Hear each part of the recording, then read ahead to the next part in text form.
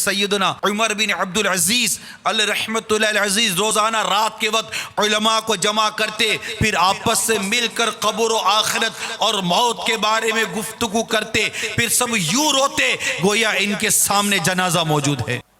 حضرت سیدنا محمد بن سیرین علیہ رحمت اللہ المبین کے سامنے جب موت کا ذکر کیا جاتا تو آپ کے جسم کا ہر حصہ سن ہو جاتا۔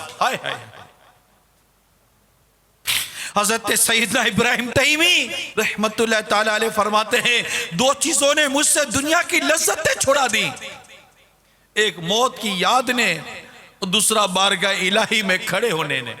آقا مدینہ صلی اللہ تعالی علیہ وآلہ وسلم کا گزر ایسی مجلس کے پاس سے ہوا جسے ہنسی کی آواز بلند ہو رہی تھی۔